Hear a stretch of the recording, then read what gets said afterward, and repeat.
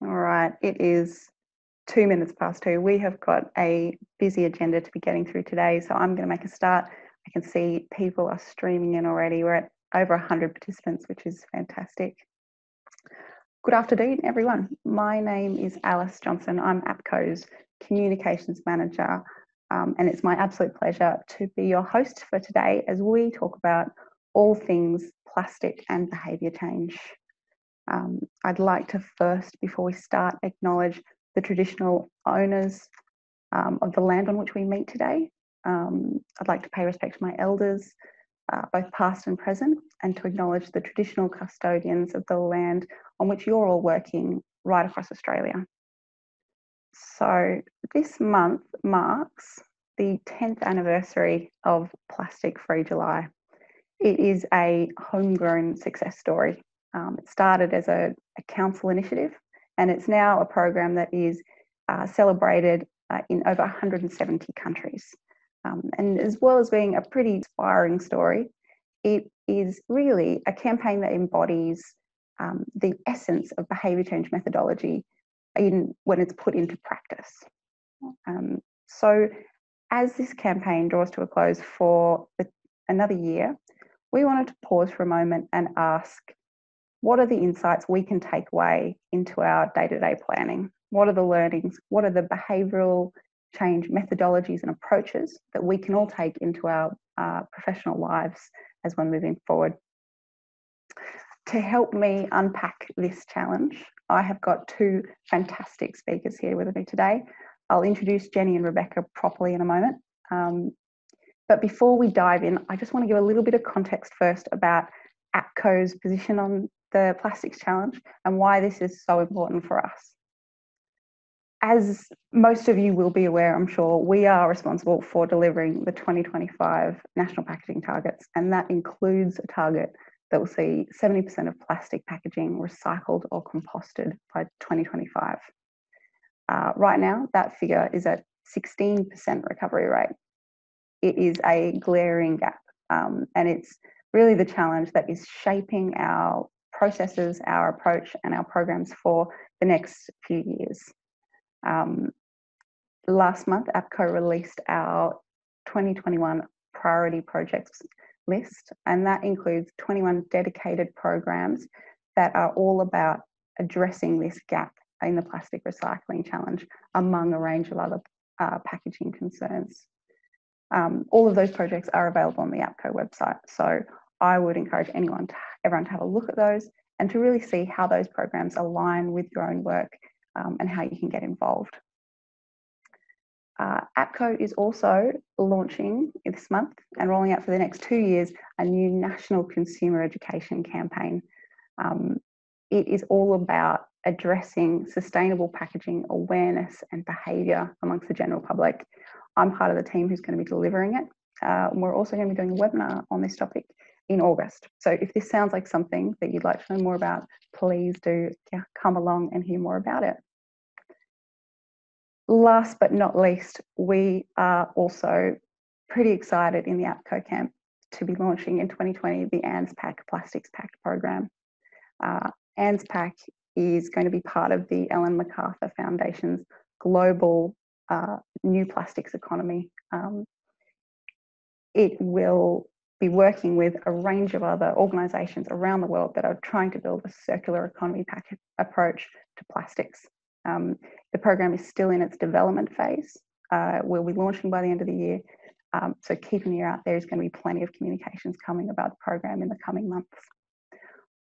But let's get down to talking and hearing with this session's experts. So Jenni Downes is a Senior Research Officer at BehaviourWorks Australia. She specialises in consumption and change in waste. At the moment, Jenni is part of the BehaviourWorks team that is delivering projects into curbside contamination, circular economy barriers for business, and environmental labelling, just to name a few. She's a member of APCO's Marketing Advisory Committee, so she helps shape the approach of the Australasian Recycling Label communications.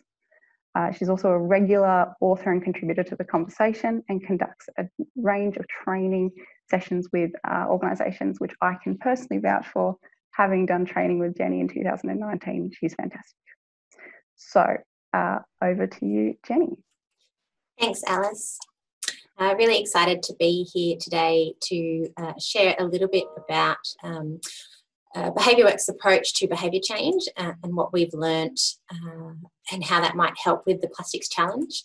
BehaviourWorks is a research centre at Monash University, and we cover a huge range of topic areas, but particularly looking at waste. And we do research, trials and education to really try and, I guess, expand the impact of behaviour change and behavioural science approach. So just a quick intro to why I think thinking hard about how you do behaviour change is really important. Just a little example from an attempt at behaviour change at Monash University, where we were trying to reduce energy efficiency, lighting use, and someone thought, yep, I know how to change behaviour. I'll put this sign up. And it didn't work. So they put another sign up, and that also didn't get the effort that they wanted. So they tried something else, and then they tried something else. And at the end of this attempt at communication and behaviour change, we're still not getting the behaviour that they wanted. And this is because it was, I guess, behaviour change is hard, and understanding how to change it within a small audience or a very large audience is quite complicated. And to give an example of, quite an entrenched behaviour that a lot of effort has been thrown at is smoking. And this just gives an example of a whole range of attempts that have been made over time that together have contributed to a large change in behaviour. This is smoking amongst adolescents. What's interesting is that if you look at the similar change when you actually break it down by male and female, what you find is that different initiatives have different impacts on different people, and their trajectories are different. So behaviour change is hard, it takes concerted effort, and it takes understanding your particular audience and their drivers and barriers quite clearly in order to really do effective change. Behavioural science there's no magic to it. It's a bit of a science, a bit of an art, but what we try and do is just to increase the odds of the efforts that we make, that they have a greater chance of being successful and achieving the outcomes that we want. And BehaviourWorks has developed over a decade and over 400 projects a method for how we apply behavioural science. And I'll let you guys have a look at this, and we have plenty to look at about how to do behavioural science comprehensively, but I'm just going to pick a few things today, and I'm going to go through them quite fast, but just to give you a sense, and then the slides will be here for you to come back and to absorb some more of the information. So how might you apply behavioural science to changing plastic behaviours? The first thing that we like to do is really focus on the problem and understand specifically this question: who needs to do what differently? And the interesting thing about behaviour change is that often when we work with partners, it's quite hard for them initially to articulate what's the behaviour that they actually want to change. So we start with this question: who needs to do what differently? And if we think about the plastic challenge, there's probably three large audiences, not including government, who sets kind of the policy and the direction, but three large audiences who are directly involved in how we currently interact with plastic and where we might go in the future. And we really need to focus down and say, when we're trying to change behaviour, who specifically are we trying to change? And today I'm going to look a little bit more detail at consumers, but I have done presentations in the past about some of the plastics challenges for producers, which is a link to that presentation that you can have a look at. But if we take the targets and think about these at a high level, my kind of take really quick about the audiences involved are that the different targets speak to different audiences and in different levels of change required. And so some of these targets might have much more change required, maybe by producers, by packaging designers and retailers and brands. Others might need much more change by consumers, but we're going to need change across all of these audiences in order to reach the target. And so picking where to focus your effort is going to be really important. So if we're looking at consumer behaviour, so we've got who, consumers, and what do we want them to do differently? There's a whole host of behaviours that we're actually interested. They might be some plastic avoidance behaviours, recycling behaviours, even advocacy behaviours, speaking to other people, to business, to government, to create a space in which change by other stakeholders is accepted and desirable. So many things that we might actually want them to do, and we need to focus this down quite specifically in order to do effective behaviour change. And if you think about some of the problems that we're facing, they are very complex, very wicked problems with lots of audiences and lots of behaviours. We really need to get this down to 1 or 2 behaviours in a particular audience that we're going to focus on right now. So if the problem that you want to do is so big that there's lots of audiences or there's lots of behaviours, you really actually need to work out how to break those bigger problems down into simpler problems and address each of these simpler, I should say, problems one after the other. And if you can do that, if you can prioritise, you're likely to get much more impact on each individual problem over time than you would if you tried to address everything at the same time. And what does that look like in practice? Once we kind of have a general sense of who needs to do what, let's say we were looking at, recycling of soft plastics, we want to really spell that out in terms of who needs to do what and when and where. So we might think, okay, the behaviour we want to do is have individuals separately collect eligible flexible plastic packaging when at home so they can take it to recycle. But if we start to look at that in more detail, we say, actually, we need them to set up something to collect in and then to collect. And then actually, we don't just want them to collect, we want them to return that collected plastic to the supermarket bins. Perhaps we specify that as whenever they go shopping, except that then we realise that some of our audience don't actually go shopping at these places, so then they actually need to make special trips. So we realise just by picking one thing, recycling of flexible plastics, there's actually a huge range of actions that we need people to achieve. And so if we can't narrow down to that one thing and then get to this really specific level, we're going to have trouble getting all of this change to happen across the whole audience. As another example, we might be interested in, say, avoidance of single-use plastic items when out of home, but we want to try and be really specific and target this. So we might say when they're at food service outlets, and one of the rules that we have is that it's really important to focus on the thing that you want people to do rather than on the thing that you don't want people to do. So we might say we want people to refuse single-use plastic items when they're offered at food service outlets. That's a really specific behaviour. But when we look at some of the research that's been done by my colleague, we actually realise that people interact with different items differently. And so people actually find it easier to avoid things like straws than they do coffee cups, for example. And there's links to kind of check out some of this research in more detail. But so we actually need to specify if we want people to refuse straws and if we also want people to refuse coffee cups. These are separate behaviour change challenges. And we want people to refuse straws. It's pretty much that easy. We just need, when someone's offered a straw, to say no thanks and just to take their drink without the straw. That's it. But if we're interested in getting people to refuse coffee cups, actually we need people to obtain a reusable coffee cup and then remember to bring that coffee cup in order to then be able to refuse the single-use coffee cup. And in fact, we actually need them to bring that coffee cup every time they come in order to be ready to refuse. So you can see that these are actually quite different challenges if you want people to reduce straw use than if you want them to reduce coffee cup use. And so breaking them down to this level then allows you to actually design, have a better chance of designing something that's really going to get this change that you want to see. So once you've picked something, then all of that is just prioritising. That's just working out what are you going to try and do. That's the first step. And then the second step is really deep dive into understand what's leading to the behaviours that you want and the ones that you don't want, and what's stopping people from doing the behaviours that you want.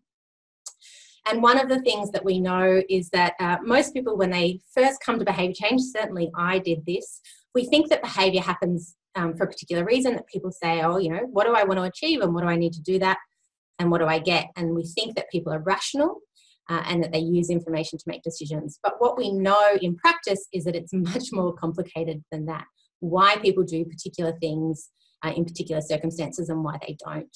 So we really need to understand what's going on in people's brains and understand that most of the time, 95% of the time, people are in kind of a fast brain mode where they're making decisions really quickly, subconsciously, without thinking too deeply about it, and often referring unconsciously to things like whatever they did last time, how they were brought up, what they've seen people doing recently, and not things like what they know about a problem, how they actually feel and value different actions and outcomes and what the advantages and disadvantages are. So 95% of the time, people are not thinking about what they care about and what they know, just what they've seen, what they've done, those types of things. So we need to take that into account when we look at why our behaviour is happening or not happening. And so I like to kind of understand behaviour as being at the middle of a number of influences. Some of those influences are individual. You have a person who you want to perform that behaviour. They have a history, they have particular habits, attitudes, values, but they're actually always performing that behaviour in a particular physical space. It might be in a kitchen, it might be in a mall, it might be out at the beach, but there's an environment, a physical environment in which they're performing that. And more intangibly, surrounding that physical space is kind of a social world that's made up of all that we know about what other people think and do and care about and interact with us. And we're social animals, so our brain is always referring to that. And underpinning all of that is kind of the system, the rules, the infrastructure, the things that actually create these different situations that we come to interact with plastic, whether that's to purchase it, to use it, to get rid of it. And so we need to really start to break down what are all these barriers or drivers of our behaviour and really start to nut them out. And this is, a sort of a more detailed framework that I often use. And you can come back and have a look at this and some of these things that it's good to know about your behaviour before you begin. But if we return to our example of avoiding single-use plastics, this is some research again by Kim, one of my colleagues, who tries to understand what is it that really impacts whether or not people refuse these common items like bags, straws, coffee cups. And what came out sort of across all these different behaviours is that the main things that people are actually considering, whether that's consciously or most likely unconsciously, is things like what they think other people do, what they think doing the behaviour will make them feel, how easy they think it is to do that behaviour, how much they think it costs, whether they think other people care about what they do or not. And right down at the bottom, after all of these other things, is whether or not they think it's actually good for the environment. And the key thing about this is what people perceive. It's not really about what others do or how easy it is. It's just about how people think about these other things. And it's you can see that if you were to approach behaviour change in a sort of traditional way about helping people understand why this behaviour is important, the impact on the environment and things like that, that's going to be a really kind of weak driver of that change than if you were to focus, say, on just how many other people are already doing this, how good people will feel once they've done it, how easy it is to actually set up practices. So understanding what's driving any particular behaviour will be really important in trying to change it. And when we get to that point of trying to change behaviour, there are some traps that we can actually fall into when we're approaching behaviour change and trying things that we've used in other circumstances that we think would be effective. But what we really need to focus on is what is actually driving that behaviour and what's likely to impact that particular driver.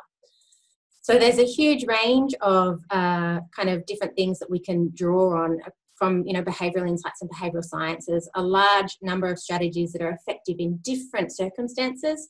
So if we know that what other people do is a big driver, then we can have a pretty good guess that something focusing on social norms, what other people are doing, is going to be really effective because it's really speaking to something that's actually driving the behaviour. But if that actually wasn't a particular driver, if maybe it's a more invisible behaviour, something that doesn't get talked about, focusing on social norms is not likely to help. So it's really trying to understand what are the things that you have available to you that are really going to speak to it. And depending on the type of organisation or role that you're in, there's a range of different kind of mechanisms or strategies that you can employ to try and change behaviour. And this is a bit more of a public policy kind of palette of mechanisms, but it really does speak to the different kinds of ways that you can interact with people. And for many people, whether by inclination or sometimes because they're constrained, often need to sort of act just at this end of kind of voluntary behaviour change through communications and engagement. But it's really important not to focus just on informing and instructing people about the behaviour, which is kind of the traditional place, certainly where I started in my behaviour change efforts, but to really access all of these other kind of communication and engagement tools that we know are more likely to have an impact. but to combine that as much as possible, particularly when we're working in a multi-stakeholder space with people who have access to some of these other strategies that actually look at not just talking to people, whether consciously or subconsciously, but actually changing the system and the environment and the sort of social expectations about behaviours. And so if we think about communications, and I'm not going to steal Rebecca's thunder too much, but if you I just had a 5-minute look at the Plastic Free July website. And what was really interesting was being able to see that just on one page, trying to motivate people to take action, they're actually speaking in their communications directly to the top 3 drivers of plastic waste avoidance, right? Which is really effective kind of communication targeted at what actually works. And I'm so excited to hear more about how they've come to that and what they do. But it's important to realise that often in communications, we're speaking directly to an individual. So we're tackling the drivers that are personal to individuals. Or if you're doing things like a Plastic Free July campaign, which is really around a movement, maybe you are speaking to the social element as well.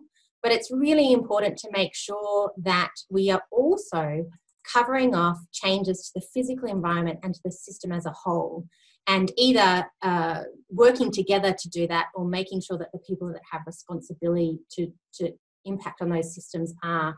Because if we're only speaking to the individual, then we're only going to change the behaviour of those people who are specifically driven by these type of things. But for the people whose barriers might be social or physical, we're not going to see change in them. So in order to get, sort of going the wrong way, in order to get broad scale change, we actually need to have strategies that speak to all of the different drivers of behaviour.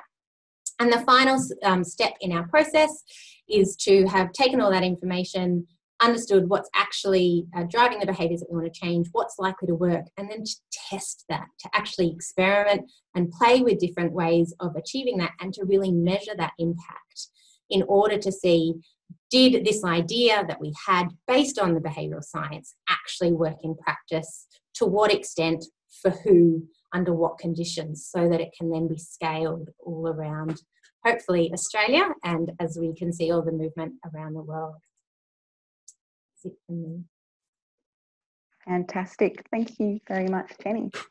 I particularly like the slide with the jigsaw puzzle showing the approaches to change.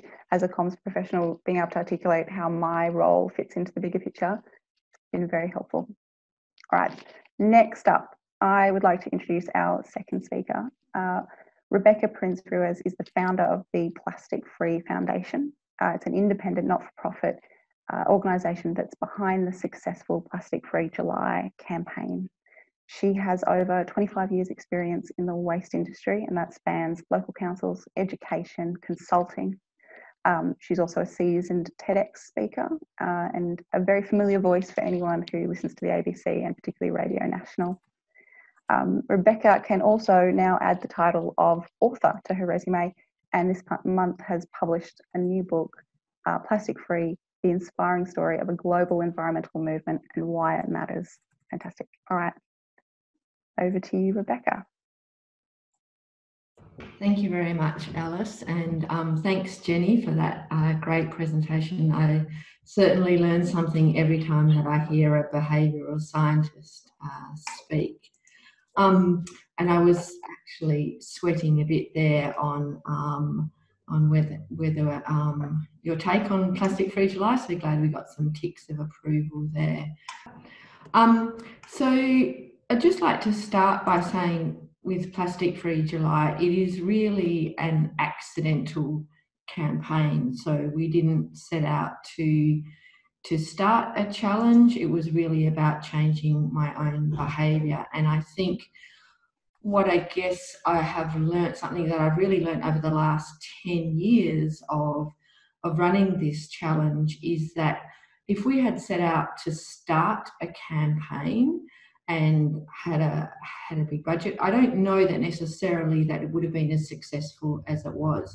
So Plastic Free July started here in Perth back in 2011, and there was just a handful of us. I was working in local government at the time in waste and sustainability education, visited a recycling facility, and for the very first time was really confronted by where my waste went and what my waste looked like with my neighbours and everyone else in my street and my suburb. And it really blew me away. And when I learned about the particular challenges around recycling plastics as well as the environmental impacts of it, I made a personal decision to do something different.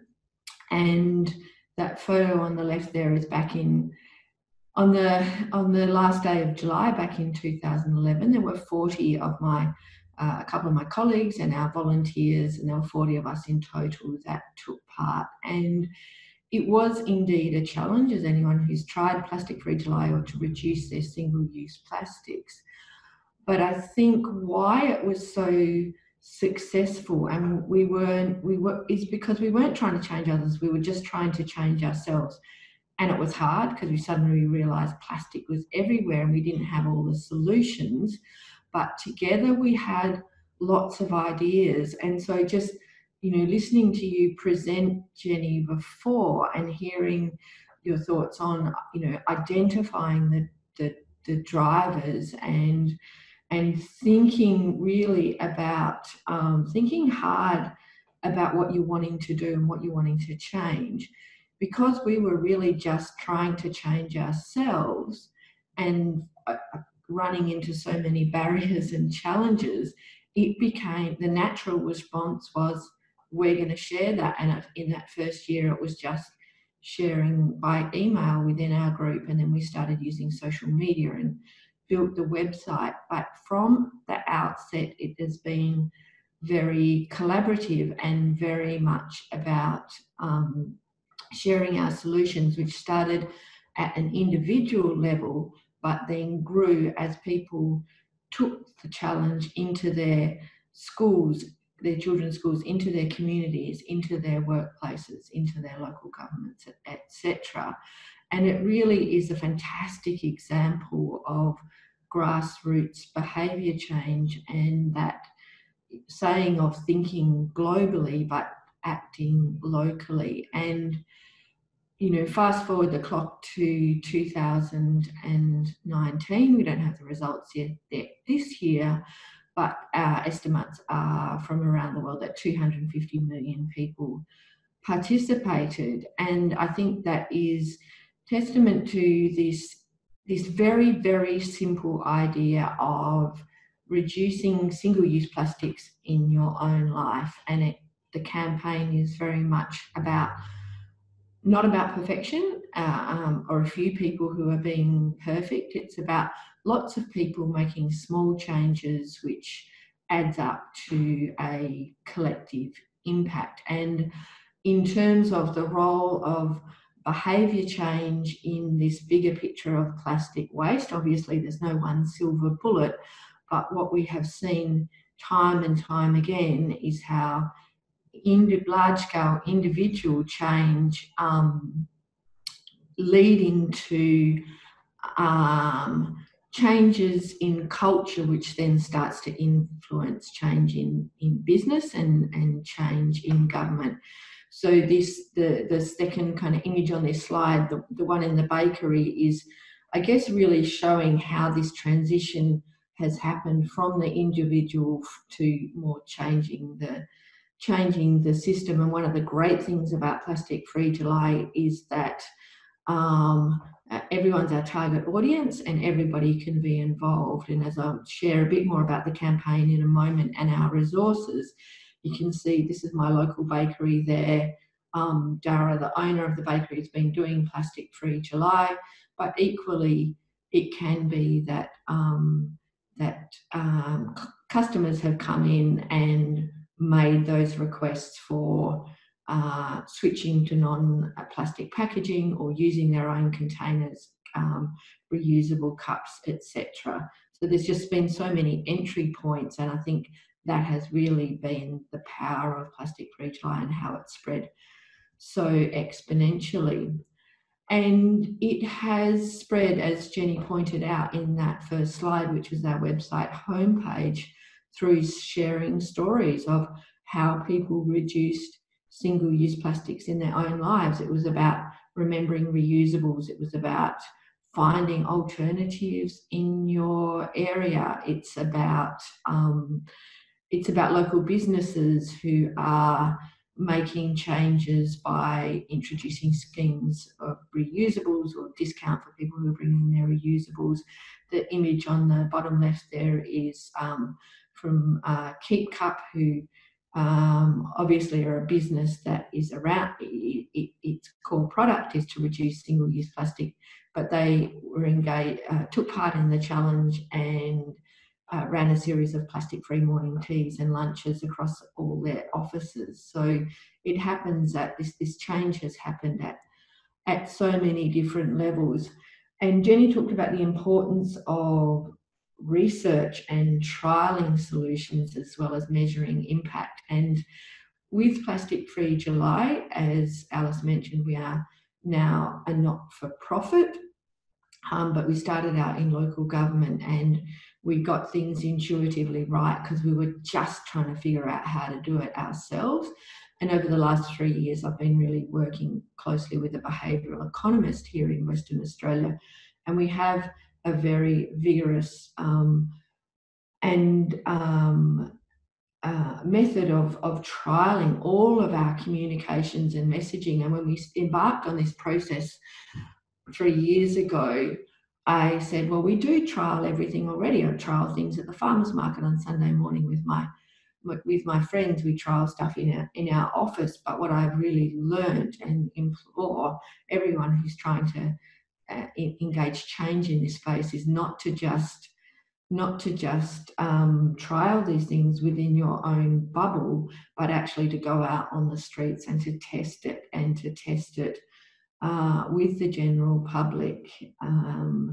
And that's how we have come to our core message, which is choose to refuse. It's not say no, but this is the message that we have come to, that really speaks to people, that gives people the idea of what it is that we're asking them to do. And so what we do in the campaign is we share solutions, we share ideas of what people can do to reduce single-use plastics in their own lives, how to get started, how to take the next steps, what they can do at work, in their school, in their businesses, in their communities. And it is sharing ideas that we've learned and our participants have shared with us over the years. And there's certainly no one-size-fits-all solution to these problems. And the other thing, that this is our new kind of rebranded website as of a year ago, and we did a lot of research with our users before we actually tested and then took this to market. And what people told us is that they are aware of the problem. 8 out of 10 people say they're concerned about plastic waste ending up in our landfills and in our environments and ultimately our oceans. They know about the problem, and that goes back to this disconnect that we have between our values and our attitudes and our choices and behaviours. So we did a really deep dive into what that disconnect looked like. What were the behaviours that people were already doing? What were they willing to do? What were they not willing to do? And what were already starting to be established social norms? We've also shared, people said they want to know what other people are doing like them. So we share stories of what people are doing in their own lives, how local governments are tackling the plastic waste problem, how corporates are making a difference. And for anyone who, so that's on a page on our website called What Others Do, and then we share snippets of that across all of our social channels. And it's really important, because I think with this issue, like so many wicked problems, it's easy to see these headlines of peak announcements, but we need to, when we can actually learn, well, how did you get to that point? What were the challenges and barriers you overcame? The more that we share those stories of the journey, as well as the solutions, then the more we can encourage and inspire and empower others. So the challenge is open source. We offer resources, again, which can be used by individuals as well as businesses, and we've got it's great to see these kinds of resources that businesses are adapting, that translated into other languages and being used around the world. Just harking back, because I just don't think I can stress this point enough, that by focusing on the problem and just trying to educate people and raise awareness is not enough to actually change people's behaviour. And it's been really good to see the shift from communications and awareness being about the problem to focusing on solutions. And where last year had about 2,500 pieces of media coverage on Plastic Free July in Australia alone. I think the global audience through media was about 3 million people were reached. And you know, as much as we're delighted to see articles in The Conversation and the New York Times, CNN, etc., about Plastic Free July, my personal favourite this year had to be featuring in That's Life, amongst other cover stories such as How My Dog Made Me Rich, or How I Did an Exam in Labour. They were actually those other headlines in that particular edition. So it's engaging. We're really focusing on engaging the general public and that wider population in change. And this approach is about empowering individuals, sharing those stories, which leads to changes in the system and changes in culture. And I think it is that scale of that behaviour change, which is where we're really starting to see impacts. And I'm delighted to see a number of councils and businesses who have signed up and are now members of the Plastic Free July Challenge and are making changes to engage their staff, look at the plastics in their operations and supply chains, and to reduce their plastic waste across their business. And we do measure the impact of Plastic Free July through our participants, as well as we do undertake general public surveys as well. And the results are overwhelmingly positive. So our average participant reduced their waste by almost 5% a year, which is half our national government's targets in the National Waste Policy. 9 out of 10 of our participants make one or more behaviour changes that they continue as habits beyond July. And there are, through sharing stories of change and understanding where people are at, what the changes they've made, what they're willing to do, that feeds into our approach of meeting people where we're at and taking the next steps on this journey. So as Alice said, we have recently just published a book with my co-author Joanna Atherfold-Finn, which tells this story of the growth of the campaign over the last 10 years and how people have taken making change from their own lives into their wider communities. And there's a lot of interviews of behavioural science, our behavioural economist in there, as well as how people have made change, and lots of stories of business and corporates and what's underneath these headlines there. So that's the story of Plastic Free July, and I'm delighted to be part of this panel with APCO and your support for Plastic Free July and engaging your community and being part of the solution. Awesome. Thank you so much, Rebecca. All right, we have got 20 minutes for some questions. And we have got lots of queries coming through in the chat box. But if you haven't shared one and you've got a burning question, please do pop it up in the box now. I'm going to start off with a question for Jenni. So Anonymous says, Jenni, my friend doesn't care about recycling. Are there any behavioural change strategies I could use to help influence their behaviour? We've all got that friend. How do we tackle them? It's a really interesting question, and I think it's really important to distinguish about trying to achieve behaviour change to someone that we know personally, to how we might do it in a professional role to people that we're not connected to personally, because there are differences. And I know this from trying to change the behaviour of people around me. I think that one of the important things is that your point about whether people care or not is a really fundamental thing, that we think that making people care is what makes people do behaviours. But we know that actually people who do care sometimes don't do the behaviour, and many people who don't care often do the behaviour. So there's a couple of strategies that you can employ professionally that can be more or less productive in personal relationships. You've got to know your friend fairly well. But some of the things that we know influence people when they don't really care fundamentally about it is understanding the impacts on them.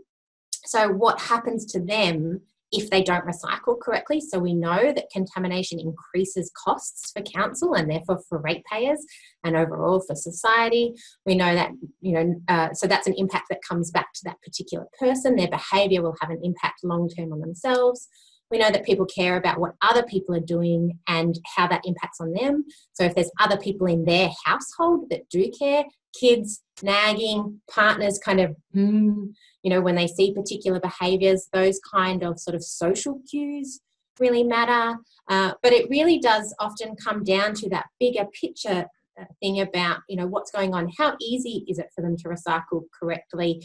What are the authorities kind of saying to them? Is any kind of authority, like a council, coming along and giving them like a little slap on the wrist, a sad face on their bin or, in their postcard? What's the broader system saying to them that you can kind of be, in there kind of, also nudging? But it is often not focusing on making them care more about the issue, but making it clear about how it actually impacts them personally is where you seem to get the most change for people that aren't motivated by values.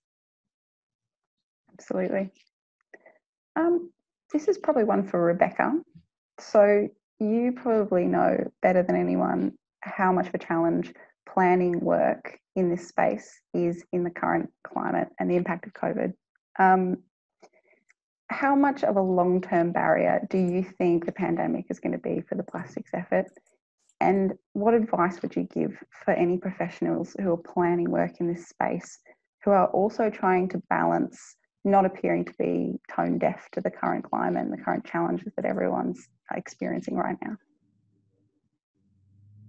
Yes, so great question. We I think it was mid-March, actually had a conversation with the team, and I called up Colin Ashton-Graham, our behavioural economist, to have that very conversation. Is it, obviously human health is paramount? Is it being insensitive to continue? Should we cancel? Should we do it at the end of the year? What would Plastic Free July 2020 look like? And obviously it's a challenge. For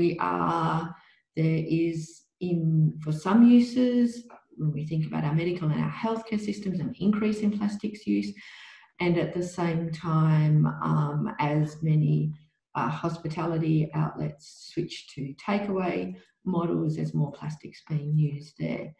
But when we looked at, we went back to square one, like the Plastic Free July motto, and what is the value of it to people? It has always been about doing what you can, where you are in the circumstances. So from that respect, nothing has changed.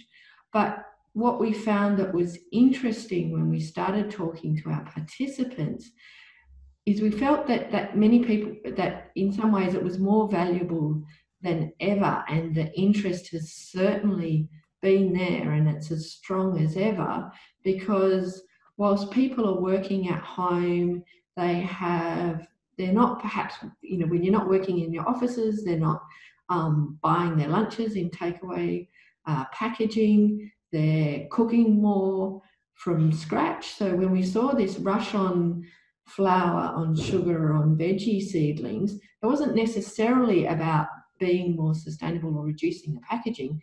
It was actually having control at a time when everything in our world seems so out of control. And so I think what I have seen and what our view is on tackling plastics in the pandemic is that whilst we're listening to the science on our managing our health, we also need to listen to the science on the actual true risks of reusable. And that's great to see. There was a statement that came out a few weeks ago that 100 scientists had signed about the actual risk of, or lack of risk, with using reusables in the pandemic. So I think we need to follow the science. We need to still play the long game on this issue. Plastic production is increasing. Our recycling rates aren't increasing. We're ending up with more and more of it in the oceans. And so let's stay present in this conversation, support people at an individual level, and talking about behaviour change to reduce plastics where they can. We've been looking at much more tips on what people can do in the home to use more of the fresh produce that they're buying.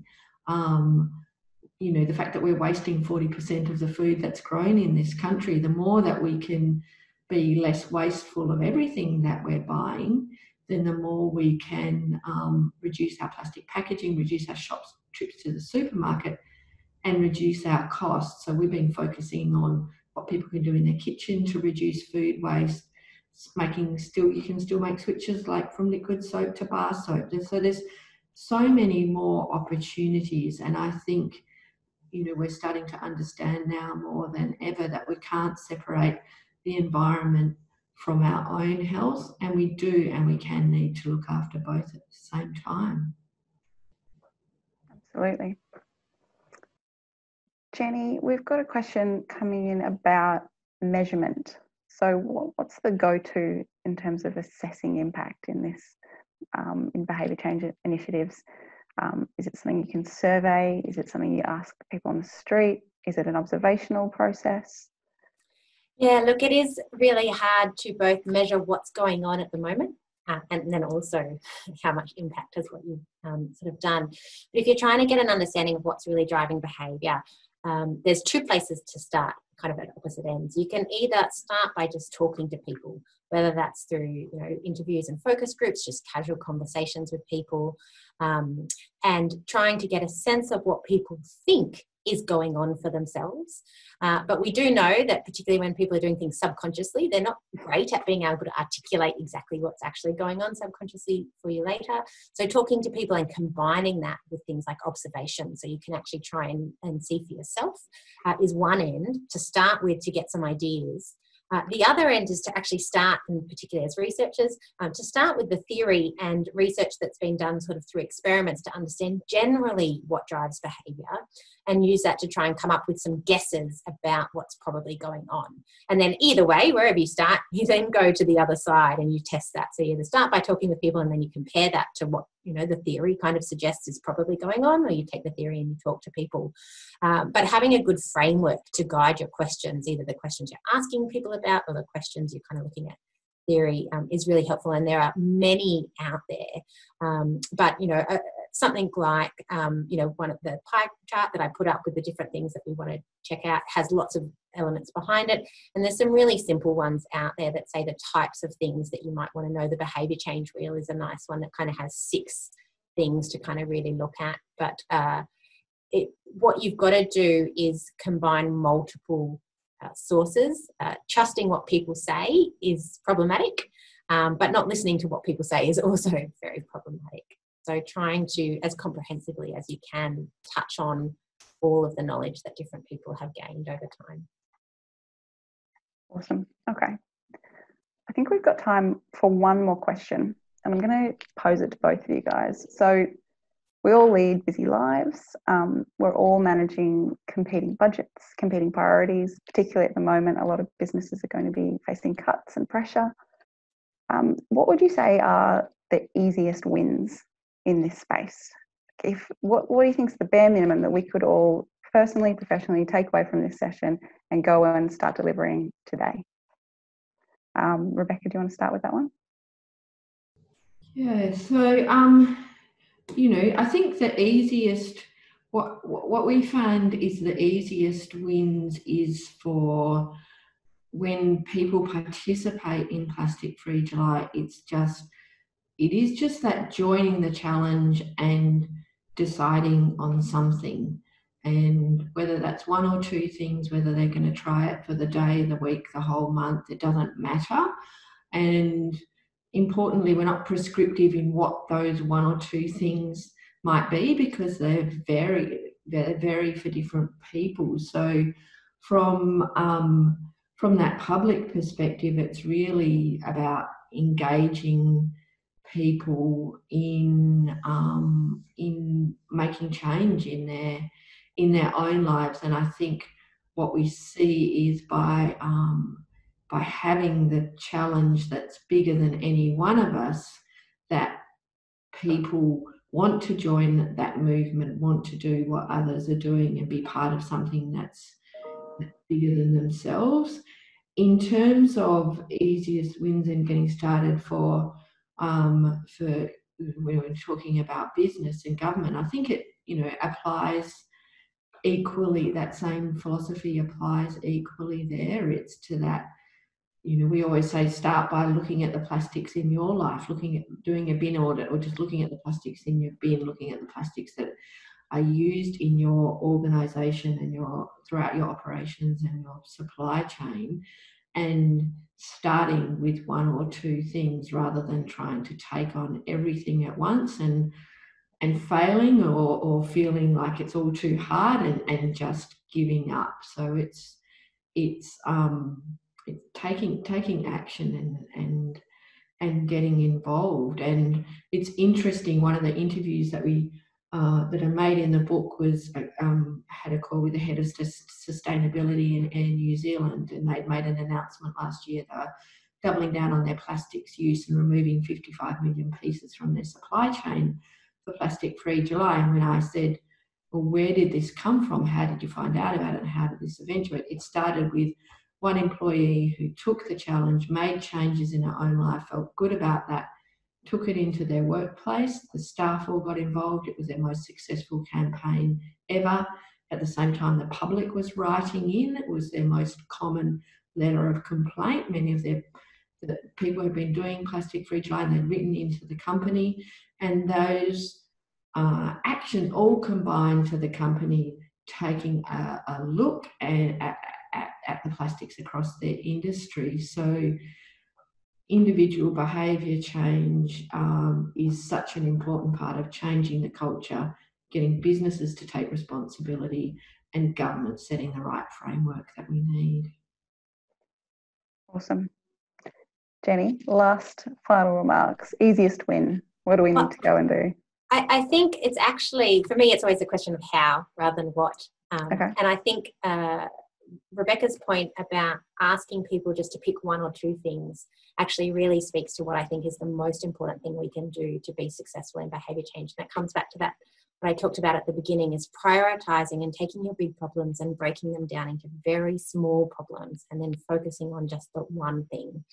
So, and it speaks to, for example, why it's really difficult to change a lot of things at once. So pick one group of people that you want to do one thing in one particular context differently, and focus on that and try whatever you can for as long as you can to get that change. And then when you're satisfied, then move on to the next change, or hope that someone else has picked something else. But don't try to do everything. Don't try and scattergun, even though it seems like it might be easier. You're going to get more bang for your buck if you pick one specific behaviour to change and focus on that. Awesome. Thank you very much. We are out of time, but I want to wrap up by saying a big thank you to both our speakers. You've been fantastic. And just a shout out that we have got more webinars coming in August. So please keep an eye out. Next week, we're looking at reusable packaging, particularly in the COVID context. So thank you very much, everyone, and have a good day.